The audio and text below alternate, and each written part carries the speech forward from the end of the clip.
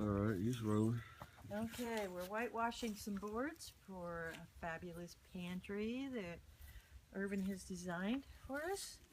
So we've got these beautiful pieces of wood that he's cut and sanded and rounded the edges of and notched, and they're all ready to go except for the finish. So this is the finished part of it. This is just some thin down paint with a little bit of primer left over, and we added a little bit of polyacrylic to it so that you know, it would just be a nice initial coat on the wood. Brings up the grain just slightly, but seals it for the clear coats that we're going to put on later.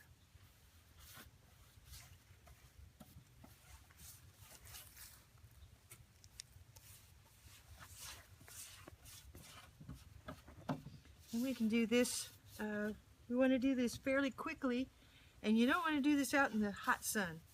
You want to do this in the shade where it's not going to dry too quickly on you, because it's not oil-based.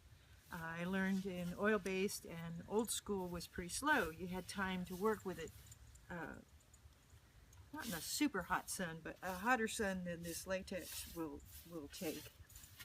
So you're coating this as quickly as you can, mindful of the places where it's absorbing in evenly or less evenly. Get the end real well. It's easy to miss. Now I want the front edge of these to match the side pieces and the supports, which are slightly lighter color. So I want to make sure that I've already done the other side. So I'm kind of just going along this here to get this edge again, so it will come out a little bit lighter than what we have on the surface itself. So I want to make sure that I'm not going over onto the other side of the wood, which is already finished. So I'm wiping this edge off to make sure there's no drips under there, undermining the work we've already done. Want to be mindful of the sawhorse, that it's not causing a puddle that could damage our other side.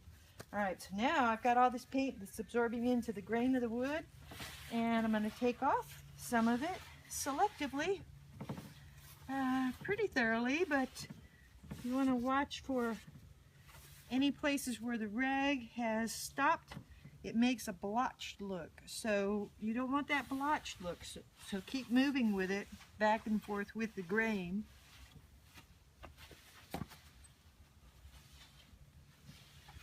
Yeah, there you go.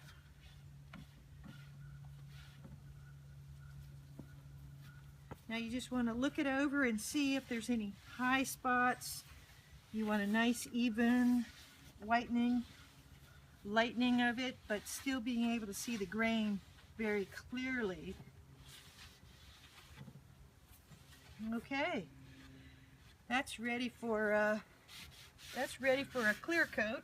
Got over onto my other one here, but that's ready for its first polyacrylic coat, and then we'll check the grain on it then, see if it needs light sanding. But I like to sand it after 2 coats of the clear polyacrylic, and then put 1 coat of clear polyacrylic on top of that, and that's a top-notch finish.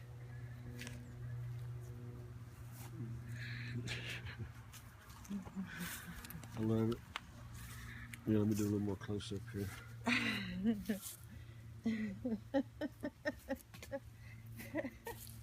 So am I able to explain the process okay? Oh yeah, you did great.